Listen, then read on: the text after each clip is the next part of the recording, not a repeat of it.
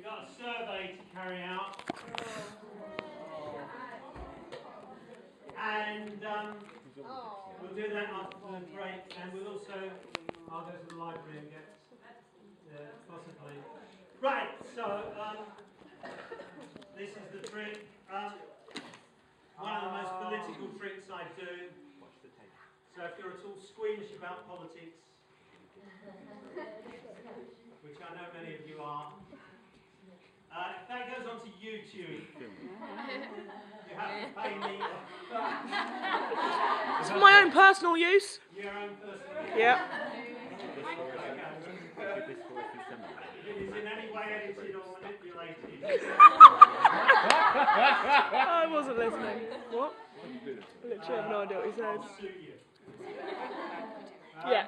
Okay, 3 pieces of rope, a long one, a medium-sized one, and a short one, and they each represent a different class in society. This very small one here, although it's very small, it is immensely powerful in our society because it owns the means of production, distribution, and exchange. This is the capitalist class, the bosses, the bourgeoisie, Is it the 1%? the very rich. The 1%.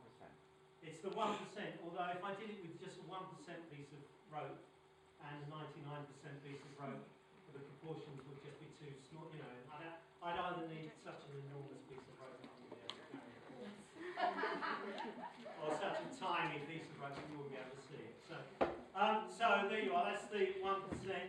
This one here, somewhat larger, an amalgam of several classes: small shopkeepers, large land-owning peasants.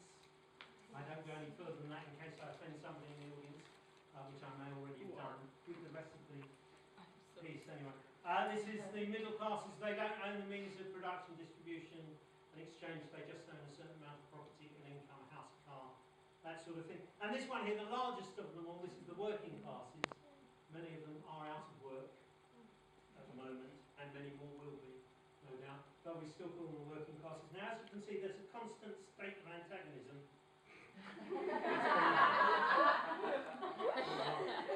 It's a graphic illustration of the nature of society. There are some places, and I do this all over the place, you see, other universities, sociology courses. There are some sociology courses where they get me in to do this, and if the students have taken it in, they let them off a term of reading. But it's not seriously true. But anyway, so, now you may have noticed how good I am at dealing with hecklers. I think you must, because nobody's heckled me so far. So you did, yeah. Slightly. I don't know if that was a heckle or a supportive comment. Supportive comment, wasn't it? It was, yeah. Right, so I won't count as a heckle. But Just stand up in the back row. one of the reasons why I'm so good at this is because I've been to weekend schools on heckling. Like most of us alternative performers, we go to a big house in the country, we sit around in a circle and we have to heckle one another. And then we have to come back very quickly with a reply that's not only razor sharp, but also politically correct. It's a very difficult thing to do. But one of the things that I've learned is that to deal effectively with hecklers, you've got to be able to anticipate, to know in advance the points in your act where somebody's going to shout something out, so you can come straight back with it, sometimes even before they've said it. Like, for instance, I know that at this point in the act, almost invariably, somebody in an audience of about this size, somebody will shout out, well, what happens in a revolutionary or pre-revolutionary situation? Well, I'll tell you. I'll tell you precisely. Sorry, I'm intimidating. Little bit, okay. Sorry about that. Okay. What I'll do later on, I'll criticise myself. Okay. So that's okay. So what happens? I'll tell you a comrade now. What happens in a revolutionary situation? First of all, things get very confused. As you can see, the ropes are getting confused. I'm confused. No doubt you're also confused. This represents society in a state of confusion, in that state where the ruling class can no longer rule, where it would just take that conscious effort on the part of the masses to change the whole nature of society from one based on profit to one based on human need. It's chaos, nothing in that. This is the point, just on the verge of changing the whole nature of society.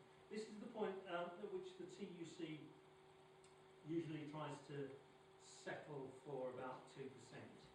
But if that doesn't happen, we should find that we have 3 equal classes, 3 equal pieces of rope. Thank you. Now those people who, those people who clapped there are the reformists in the audience, because this is, as the rest of you understand, apart from those people who just hate it, as the rest of you understand, this is not a satisfactory situation. 3 classes, though they may appear equal, the revolutionary process must continue, and indeed will continue, with more confusion, until eventually we should find that we have just one class, or a classless society. Thank you.